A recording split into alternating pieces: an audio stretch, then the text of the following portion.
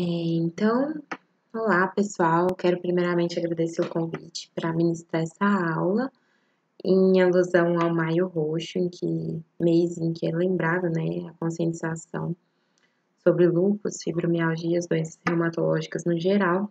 Então, fui convidada pela Tayla, da turma 13, a fazer essa aula voltada para a faculdade e também para o público geral a respeito do lúpus eritematoso sistêmico.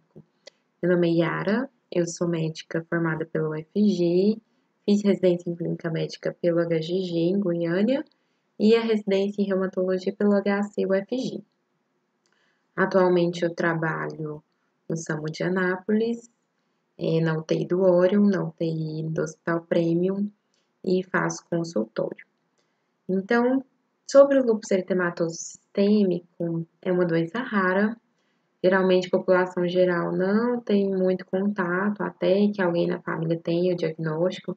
Quando a gente entra na faculdade, também é uma doença que a gente nunca ouviu falar, geralmente. Então, é uma doença muito ampla, com manifestações clínicas muito diversas.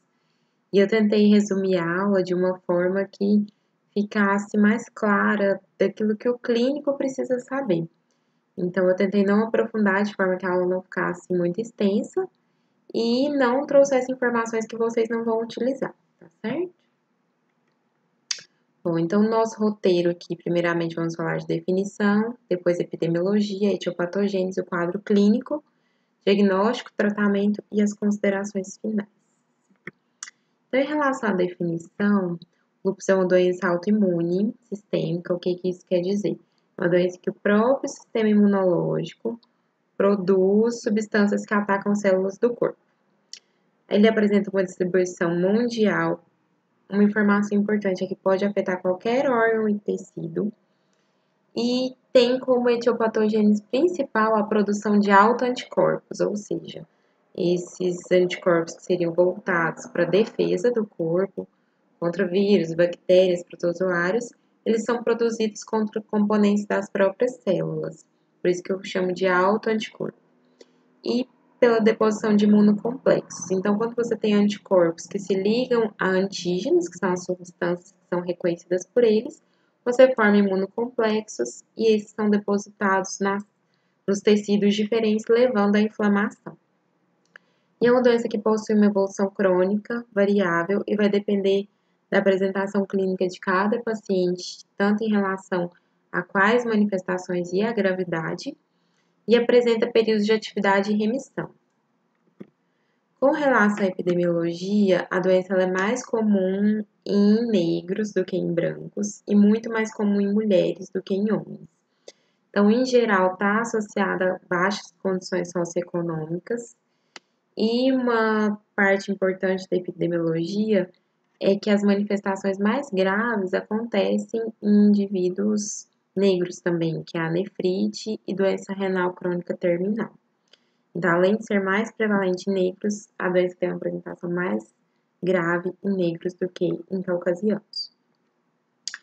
A prevalência mundial gira em torno de 20 a 240 casos a cada 100 mil habitantes, e incidência de 1 a 10 a cada 100 mil habitantes ano.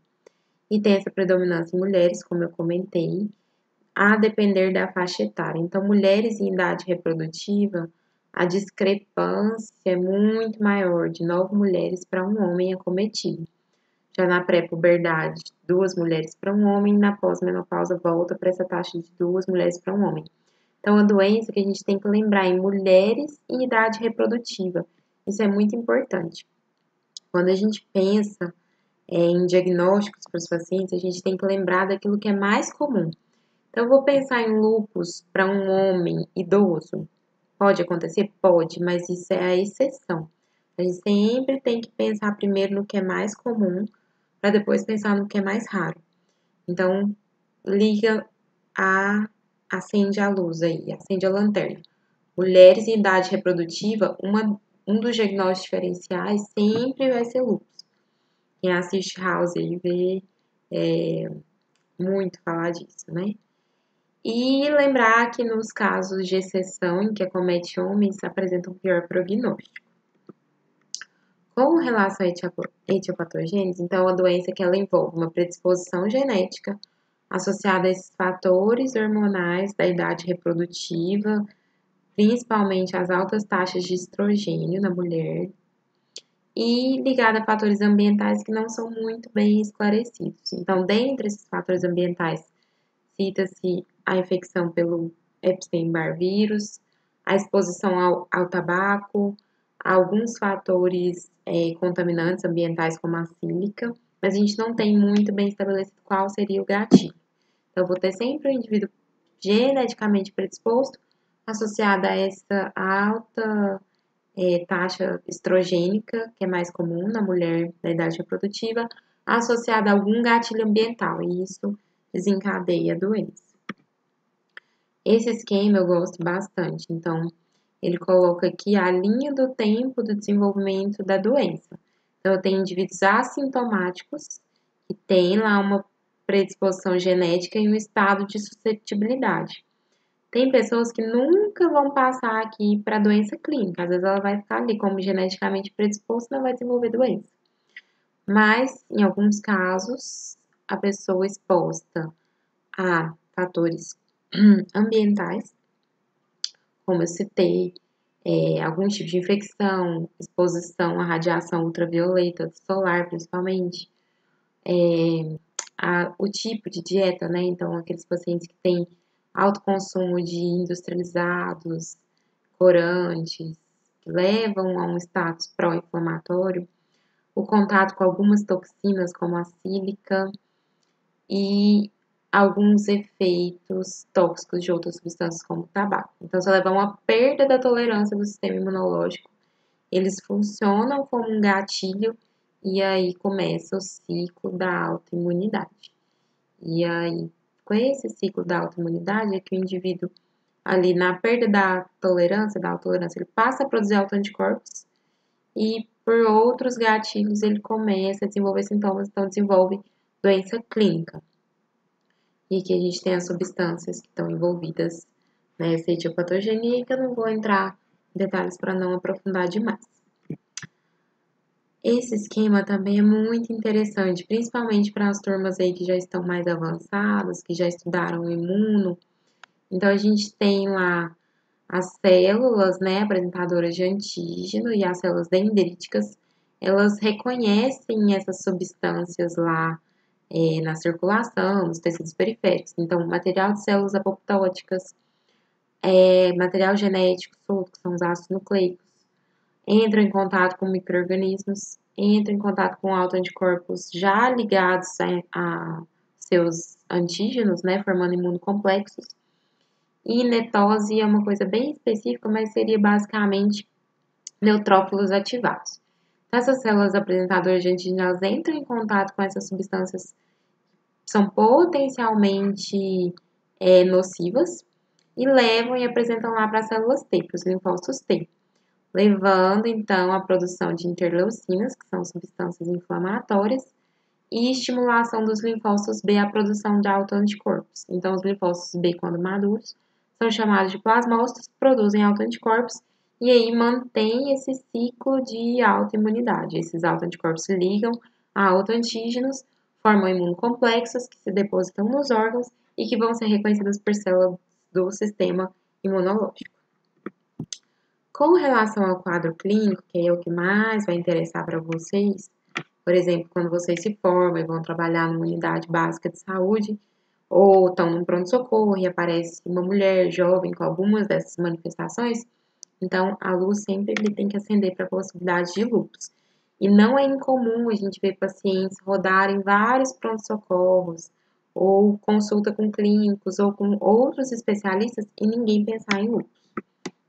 Então, das manifestações gerais, essas elas podem acontecer em qualquer fase da doença, tanto na abertura quanto no curso, e elas são inespecíficas. Elas incluem adinamia, fadiga, perda de peso, perda de apetite, febre, surgimento de linfonodomegalias, mialgia e artralgia.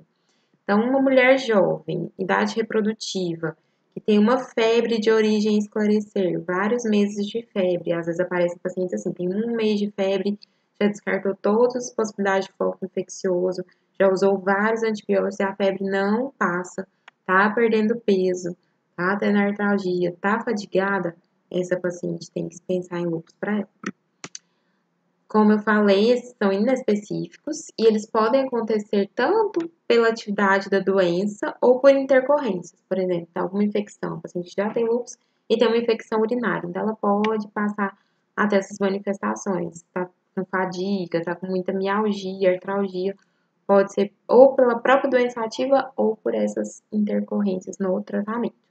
Ou ainda como associação com fibromialgia, que não é incomum. Das manifestações clínicas mais comuns que a gente tem, então esses sintomas constitucionais, eles estão aí na abertura do quadro em cerca de 50% e em qualquer tempo da doença em cerca de 77% dos pacientes. A artralgia também na abertura mais 70%, a qualquer tempo da doença mais de 85%, manifestações cutâneas, artrite propriamente dita, que a gente vai comentar um pouquinho mais na frente, e manifestações renais. Então, são essas manifestações que a gente tem que ficar mais atento, que são as mais comuns. Mas tem várias outras, como eu citei, pode-se acometer qualquer órgão e tecido. Então, desde o sistema nervoso central, membranas mucosas, envolvimento gastrointestinal, envolvimento cardiopulmonar com pleurite, pericardite, envolvimento músculo-esquelético, desenvolvendo miosite, que é uma inflamação muscular mesmo, tromboflebite, que seria já uma inflamação ali dos vasos sanguíneos, levando também ao aumento do risco de trombose, miocardite, pancreatite, então a gente tem várias manifestações. Lúpus basicamente pode dar qualquer manifestação, nunca subestime. Em relação às manifestações cutâneas, são uma das mais importantes, elas são divididas em lúpus cutâneo agudo, subagudo e crônico. A gente não precisa saber disso aqui ao formar. Qual é agudo, qual é subagudo, qual é crônico. Isso é uma divisão mais para o especialista mesmo. Mas é importante reconhecer as lesões. Então, eu vou mostrar para vocês nas fotos a seguir quais são, tá? Essas são chamadas de lesões específicas do lúpus.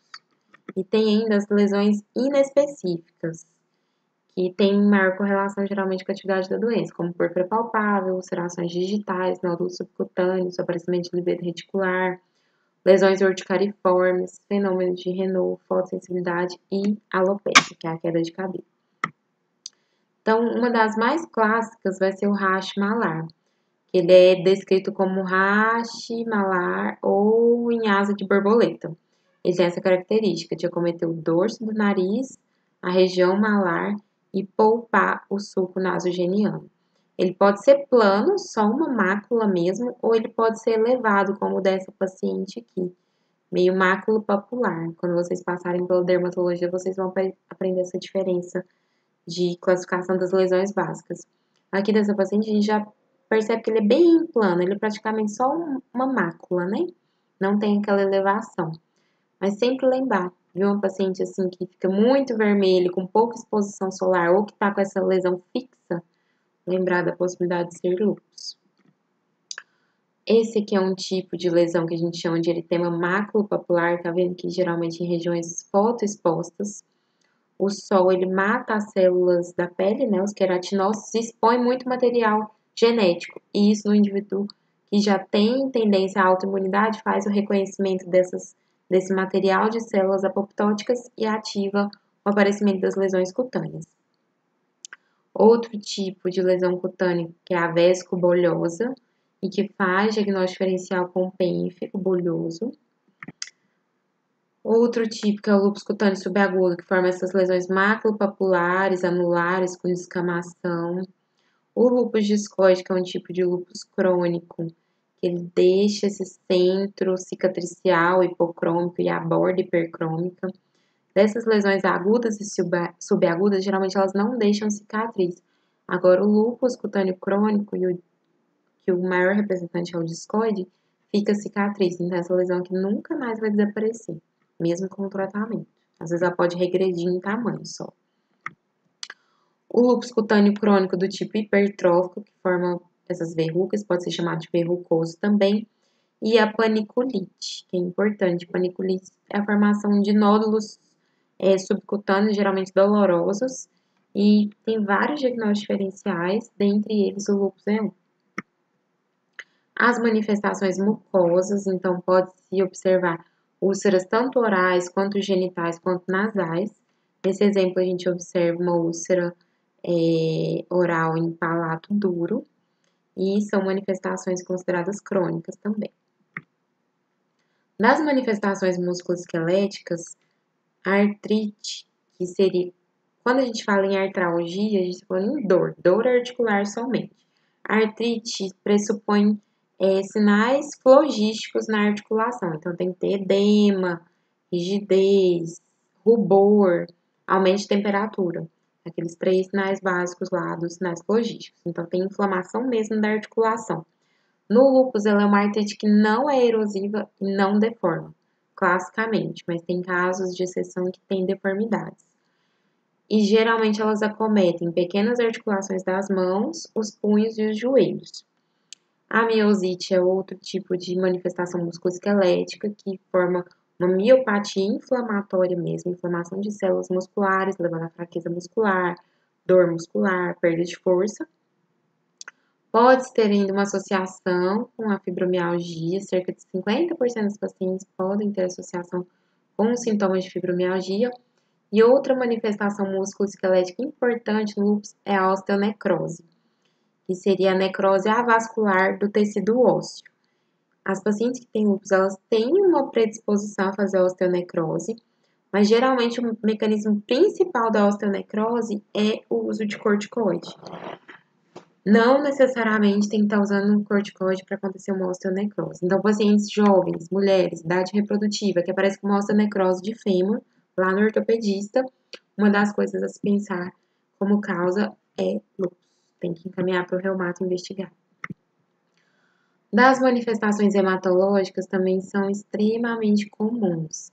A anemia pode ocorrer por várias causas, pode ocorrer anemia hemolítica, anemia de doença crônica, anemia ferropriva e anemia sem outras causas que se identifique só pela própria doença, por atividade de doença, nenhuma dessas outras causas que eu falei.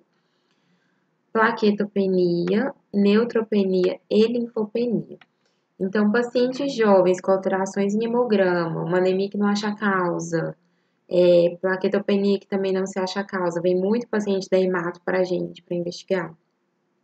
Pacientes que têm neutropenia, tem que encaminhar para reumato a avaliar.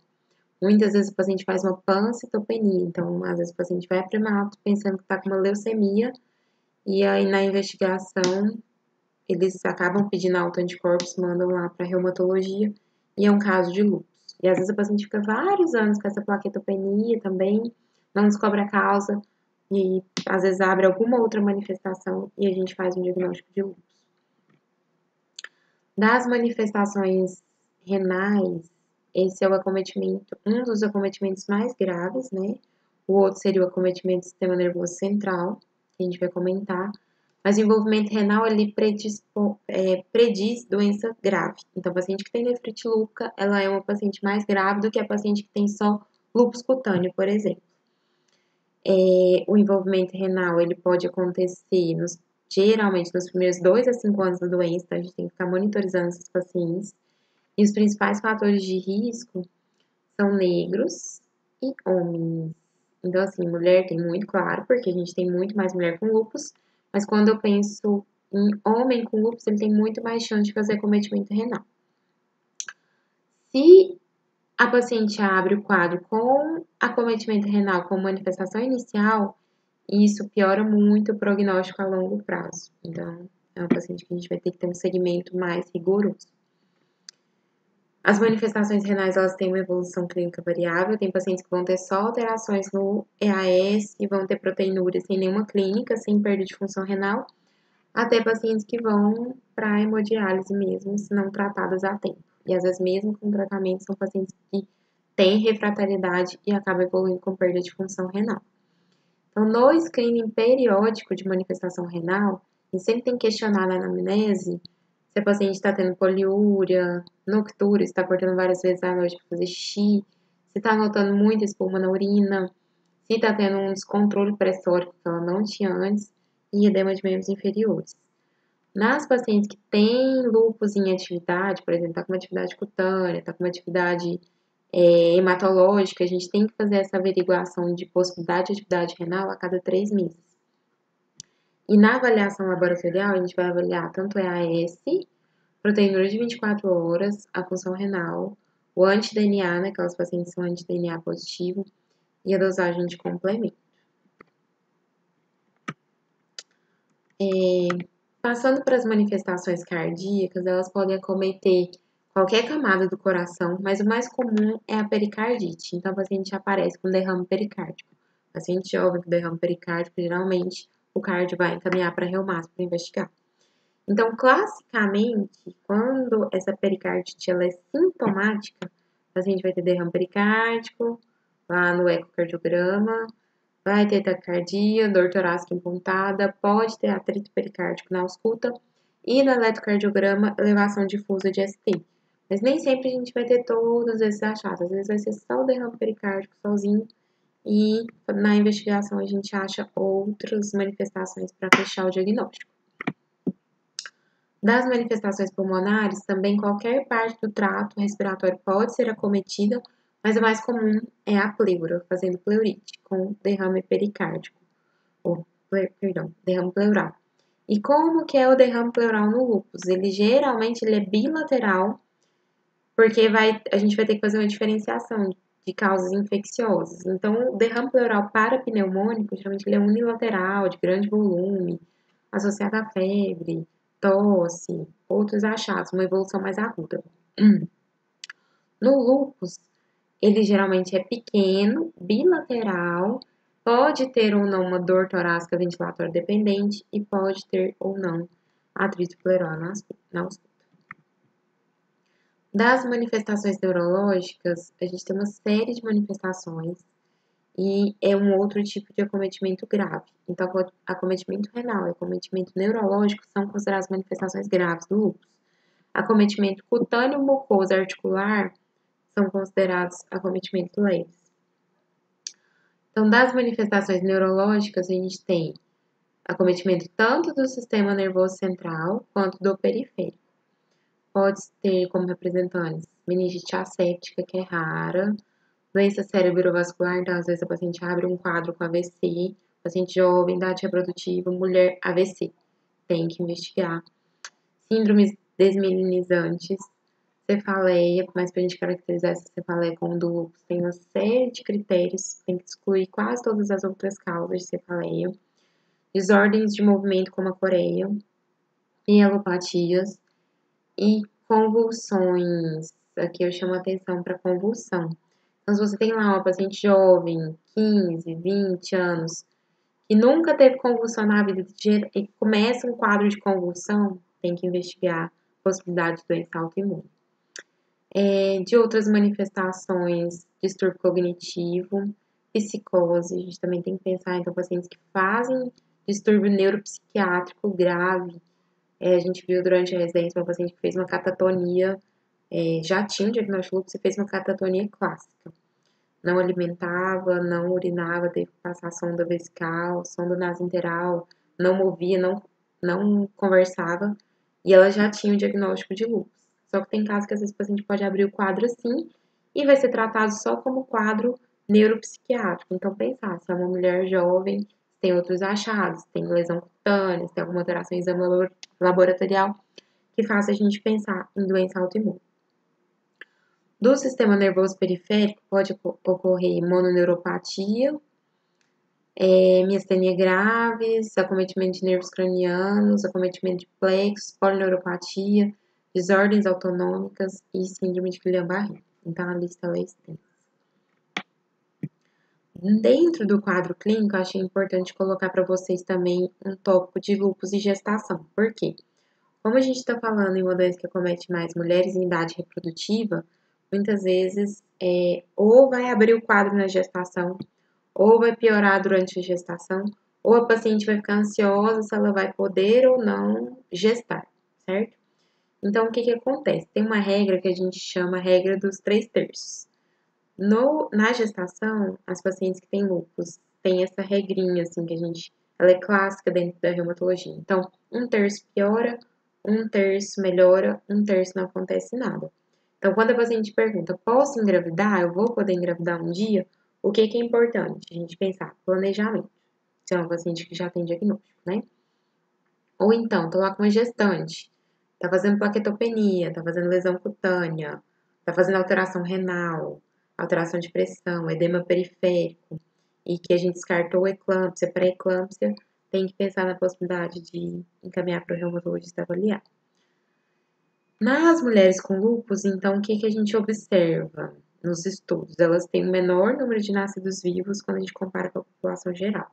Geralmente, o desfecho das gestações em pacientes lúpicas, ele é favorável, mas se a gente comparar com a população geral, tem um número menor de nascidos vivos. E um fator de pior prognóstico é a doença ativa no momento da concepção. Então, por isso que eu comentei a questão do planejamento. Se a paciente quer engravidar, ela tem que conversar com o reumatologista, tem que ter pelo menos 6 meses de doença considerada inativa, e isso a gente avalia com anamnese, exame físico, exames laboratoriais, se a gente considera que a doença está inativa, e tem que ter essa anuência do reumatologista. Então, não, acho que realmente agora está numa fase que você pode engravidar com segurança. Agora, acontece muito da paciente, às vezes, engravidar de uma forma não planejada, e se ela tiver com a doença ativa, por exemplo, tiver com nefrite lúpica em atividade no momento da concepção, essa gestação ela é de pior prognóstico.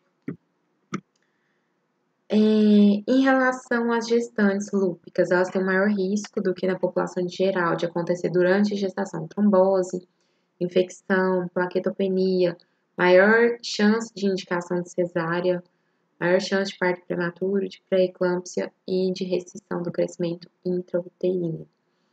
E quando a gente tem pacientes com altos níveis de atividade, a gente tem índices para ver se a doença está com altos níveis de atividade. Pacientes que têm nefrite lúpica e presença de anticoagulante lúpico, que é um dos anticorpos antifosfolípides, a gente tem um maior risco de prematuridade e de aborto espontâneo. Então, por isso que tem que ser bem conversado com o reumatologista essa gestação, esse planejamento da gestação. Com relação, eu peço desculpa aqui que não é lúpus de gestação somente, aqui eu já tô falando de lúpus neonatal, então aqui deveria ter vindo um subtópico. Então, lúpus neonatal. O que é o lúpus neonatal? Não é que a criança nasce com lúpus. Na verdade, ela adquire de forma passiva, por passagem transplacentária, autoanticorpos que a mãe passa para ela, dentre eles principalmente o anti-Rho e o anti-LA, mas pode acontecer com anticorpos também do tipo U1-RNP. Geralmente isso acontece em 1 a 2% dos nascidos vivos de mães lúpicas, e das manifestações que o neonato pode apresentar, a principal delas é o envolvimento cardíaco, o bloqueio ventricular congênito, em alguns casos já precisa de passagem de marca-passo ao nascimento, porque tem um BAV total. Manifestações cutâneas são bem comuns também. Manifestações hematológicas, como plaquetopenia, linfopenia, alterações hepáticas, alterações de transaminases, pode ter envolvimento neurológico e osteoarticular, que são mais raros. Esses anticorpos que foram passados da mãe para o feto de forma passiva, eles vão circular ali por mais ou menos 6 meses. Então, as manifestações cutâneas, hematológicas, hepáticas, elas são transitórias. Agora, o bloqueio atrioventricular, ele é definitivo, porque acontece um ataque das células do nó atrioventricular e o paciente não tem, o bebê não vai ter mais a função do nó atrioventricular, então ele não vai mais comandar, vai fazer um bloqueio atrioventricular completo, em alguns casos completo. Se a gente conseguir diagnosticar durante a gestação esse bloqueio em primeiro e segundo grau, é possível ainda fazer um tratamento com corticoide durante a gestação para evitar a progressão para BAV de terceiro grau, BAV total. Que aí é só marca-passo mesmo e a criança vai usar marca-passo pro resto da vida. Com relação ao diagnóstico, esse é um dos grandes desafios. O lúpus, ele é uma doença que tem múltiplas manifestações E, portanto, ele faz diagnóstico diferencial com N situações, com doenças neoplásicas, com doenças infecciosas, então às vezes é muito complicado chegar a esse diagnóstico. Mas para quem é acostumado a lidar com paciente de lúpus, a gente bate o olho na paciente, na história clínica, nos exames, a gente consegue fechar esse diagnóstico de forma bem clara. Então, o diagnóstico ele é eminentemente clínico, baseado em anamnese, exame físico, né, e achados laboratoriais histopatológicos, e temos os critérios de classificação. Eu não ia colocar critério de classificação aqui, porque às vezes o aluno ele se confunde. Ele quer que a paciente preencha todos os critérios de classificação para então dar o diagnóstico de lúpus. E eles são usados, na verdade, para homogeneizar amostras de estudos clínicos. Então, eles não devem ser utilizados na prática clínica para dar diagnóstico. Eles podem nortear, como eu coloquei aqui, mas nunca engessar o diagnóstico. Se uma paciente, por exemplo, preenche todos os critérios de lúpus, mas ela tem outra condição que explica aquela doença, como um quadro infeccioso, por exemplo, a gente não vai fechar o diagnóstico como lúpus. Ou o contrário, a gente tem uma paciente que clinicamente a gente excluiu outras causas, o provável diagnóstico é lúpus, mas ela não preenche todos os critérios de classificação. Ela não vai deixar de receber o diagnóstico de lúpus por não preencher os critérios, certo? Então, com relação aos critérios diagnósticos, eu coloquei por quê? Porque cai em prova. Cai em prova de residência, geralmente provas da graduação não, mas em prova de residência cai. Então, se eu tiver aqui, não sei se tem assistindo essa aula alunos de 11º, 12º período, os critérios de classificação eles vão acabar tendo que ser decorados até às vezes, porque cai nas provas. Então, os critérios da CR, que é do Colégio Americano de Reumatologia, a última revisão é de 97, ela retirou essas células LE que tinha no critério anterior, pela dificuldade técnica de fazer o exame, e acrescentou a presença de anticorpos antifosfolípidos, essa sigla aqui é antifosfolípidos, mantendo um teste falso positivo para sífilis como também critério. Eles têm especificidade de 95%, uma sensibilidade de 83% quando a gente pensa em fechar o diagnóstico. E para a paciente preencher os critérios da CR, ela teria que ter 4 dos 11 critérios bem documentados em qualquer momento da evolução da doença. Então, aqui eu deixei para vocês a descrição dos critérios, vocês depois darem uma lida ou pausar o vídeo e olhar. E aqui os critérios de SLIC, que são os mais recentes, são 2012. Então, às vezes cai na prova a comparação desses dois critérios. Então, vocês reparam que o SLIC, ele se tornou mais sensível do que o critério ACR. Um pouquinho menos específico e mais sensível. Aqui, ele já separa, o paciente tem que ter 4 critérios, sendo pelo menos um clínico e um imunológico. Porque lá no critério ACR, se ele tivesse 4, a qualquer tempo, ele preenchia. Aqui não, a gente tem que ter critério clínico e imunológico, então se tornou mais sensível esse critério. Ou então a opção de preencher o critério pela nefrite lúpica. Então, uma nefrite lúpica confirmada com biópsia e FAM positivo ou anti-DNA dupla hélice positivo também confirma o diagnóstico. Esse aqui adora cair em prova de residência. Então, dos critérios SLIC, ele coloca lá das manifestações clínicas. Manifestações cutâneas, então lúpus cutâneo agudo, e aqui tem a descrição para vocês lerem depois, o cutâneo crônico, as úlceras mucosas, a alopecia não cicatricial, colocar artrite ou artralgia, e aí ele descreve aqui como que tem que ser para preencher esse critério, serosite, então pleurite ou pericardite, acometimento renal, nefrite, então coloca aqui o critério renal, que também cai em prova, neurológica, as manifestações neurológicas que entram, anemia hemolítica, leucopenia abaixo de 4.000 ou linfopenia menor do que 1.000 e o último, plaquetopenia menor do que 100.000. Dos critérios imunológicos, FAM positivo, anti-DNA positivo, anti-SM positivo, anticorpos antifosfolípidos positivos, qualquer um deles, né? Então, anticoagulante lúpico, anticardiolipina, em título moderado a alto, VDRL falso positivo, anti-beta 2 aqui tá errado, essa tabelinha, anti-beta-2-glicoproteína 1. Então, qualquer um desses preenche esse critério de antifosfolípide. Complemento baixo pode ser C3, C4 ou CH50 e com bis direto positivo na ausência de anemia hemolítica. Então, se o paciente pontuou como anemia hemolítica, ele não pontua com bis direto positivo aqui se ele tiver as duas coisas ao mesmo tempo. Teria que ser a presença de bis direto positivo sem ter anemia hemolítica documentada. Então, vocês reparam, são 11 critérios clínicos e 6 critérios imunológicos. O paciente tem que preencher 4, sendo um em cada grupo. Ou aquela questão da nefrite lúpica documentada por biópsia, mais FAM ou anti-DNA positivo. Lembrando que isso é para nortear ensaios clínicos, então é para homogeneizar a amostra de pacientes, não para injeção o diagnóstico. Nunca ingessem o diagnóstico do lúpus porque não preencheu todos os critérios ou porque preencheu todos os critérios tem que ser lúpus, certo? Com relação ao tratamento, eu coloquei de uma forma mais geral para vocês, porque geralmente, paciente lúpus ela tem que ser tratada com um especialista.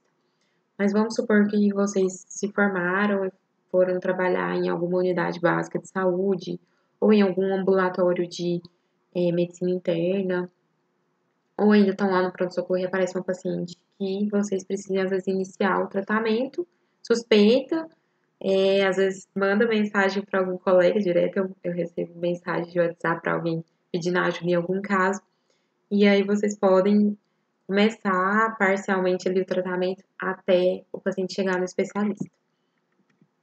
Eu gosto muito dessa tabela porque ela resume todo o tratamento do lúpus, que é muito complexo. O que eu falo para as pacientes? Muitos pacientes falam, tá, doutora, mas como que eu vou tratar essa doença? Eu falo que no lúpus a gente dança conforme a música, a gente trata conforme a manifestação. Então, não é todo mundo que vai precisar de corticoide, não é todo mundo que vai precisar de miclofenolato, por exemplo, de ciclofosfamida. A gente vai tratar aquilo que a paciente apresentar e de acordo com a resposta dela. Então, é um tratamento que ele é muito individualizado. De medidas adjuvantes, que são importantes, a gente tem que fazer isso aqui para todos os pacientes. Então, a proteção solar é a principal delas. O paciente tem que entender que proteger do sol é tratamento, no caso do lúpus. Lembra que eu comentei que um dos fatores gatilho para a doença é a radiação ultravioleta, porque mata as células da pele e expõe material genético para o sistema imune? Então, a proteção solar, ela funciona como prevenção de recidiva da doença. Então, às vezes o paciente está lá super bem controlado, doença inativa há vários meses, doses baixas de medicamento, às vezes até sem medicamento, aí vai para a Araguaia, lá nas férias de julho, torra no sol 15 dias e aí volta, cheio de lesão de pele, alteração hematológica, às vezes isso ativa a doença. Então, a exposição solar, ela realmente tem que ser evitada. Ou então, aquelas pacientes que não se protegem do sol, por exemplo, o paciente anda muito para pegar um ônibus, para ir trabalhar, ou trabalha de uma forma que pega muito sol, ou pega até essa luz branca, que tem radiação UV, às vezes é um paciente que a gente não consegue controlar a doença, mesmo ajustando as medicações. Então, proteção solar faz parte do tratamento e muitas vezes a gente tem que ir lá escrever na receita o uso tópico, protetor solar tal, fator de proteção, porque senão a paciente ela não assimila essa importância da proteção da exposição solar. Vacinação, a gente tem que vacinar os pacientes de acordo com o calendário vacinal vigente, né? Então, tem que vacinar contra H1N1. No caso da Covid-19, que também as vacinas foram liberadas.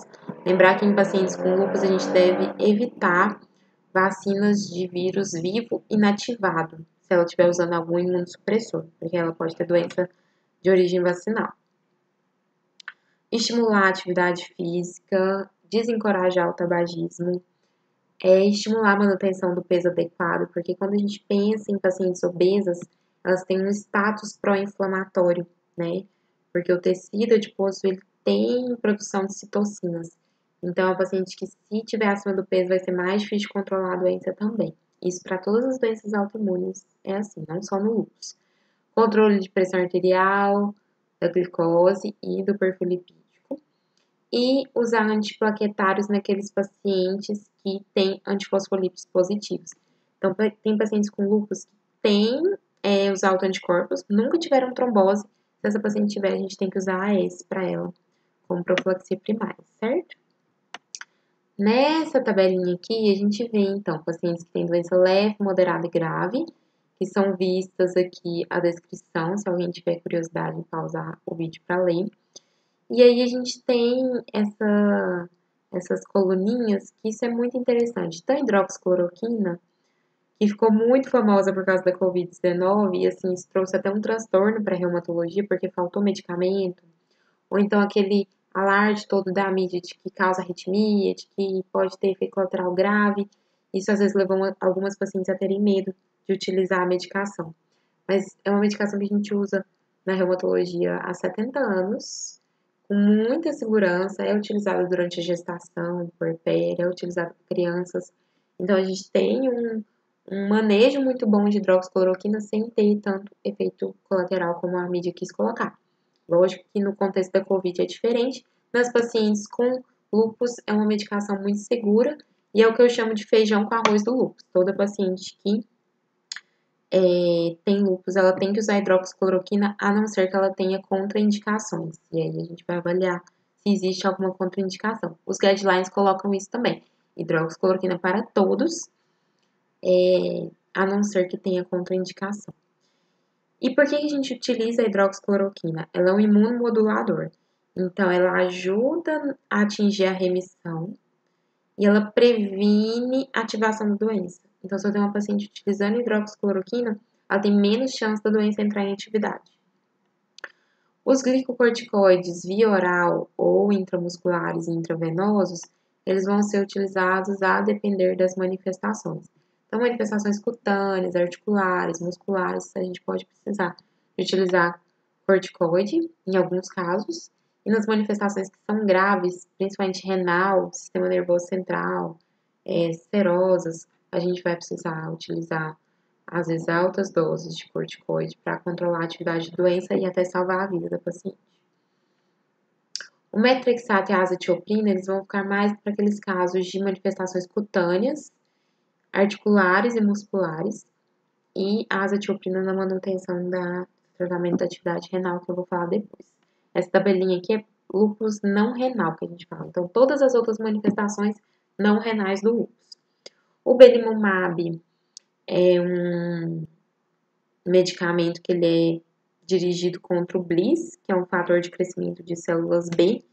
Ele vai ser utilizado em alguns casos, né, de doença cutânea refratária, principalmente, esse só se mostrou benéfico nesses casos. Os inibidores da calcineurina, que é o tacrolimus e a ciclosporina, também são utilizados em alguns casos de doença cutânea refratária e em casos de nefrite refratária. O micofenolato, mesma coisa, para manifestações moderadas a graves. Ciclofosfamida e rituximab. Então, isso aqui é muito do manejo do especialista. Coloquei aqui porque eu acho muito interessante essa questão do tratamento adjuvante. Isso aqui, qualquer clínico pode orientar a paciente. E essa questão da hidroxicloroquina como medicamento que a gente vai utilizar em qualquer caso aí, como um imunomodulador mesmo, e para manter a paciente protegida de flare, que a gente fala, que é a ativação da doença. Aqui a gente tem os alvos, né, dos tratamentos, que seria remissão ou baixa atividade, que a gente vê por alguns índices. Isso é muito do especialista, não vou entrar em detalhes. Com relação ao tratamento das manifestações renais, como é uma das manifestações mais graves, ele é um tratamento mais agressivo.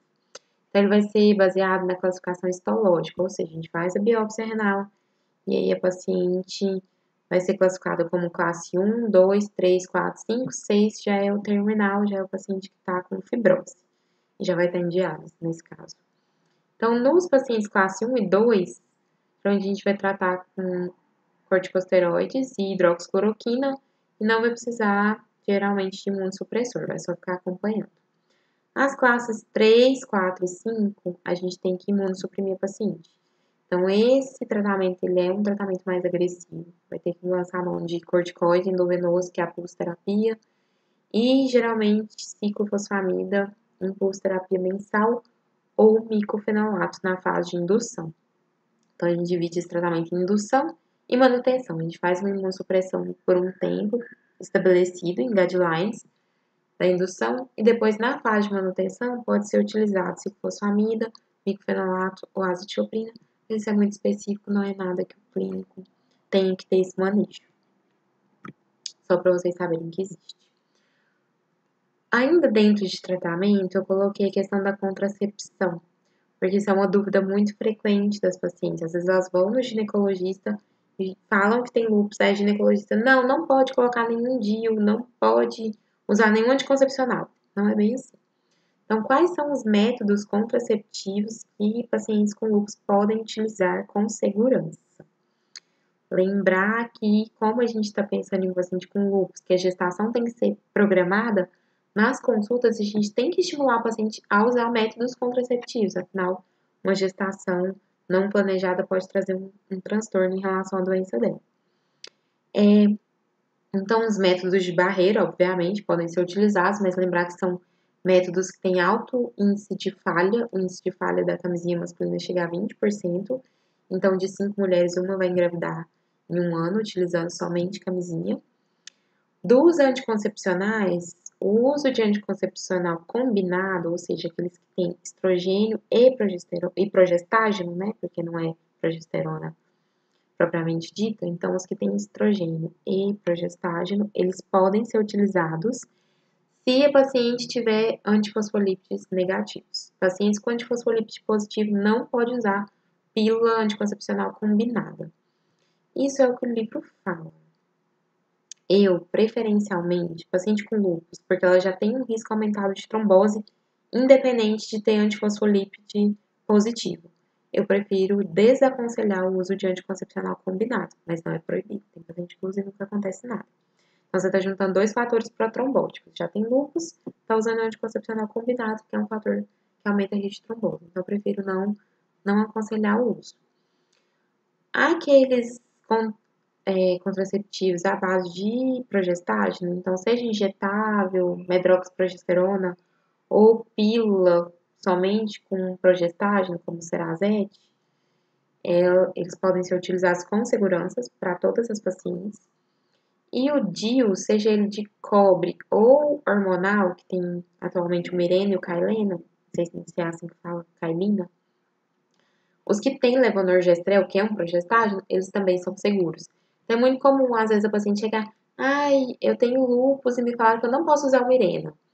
Não é assim. Pode usar com segurança porque o hormônio que tem ali é progestágeno e ele é pouco absorvido de forma sistêmica, então não vai ter nenhuma interferência com a doença.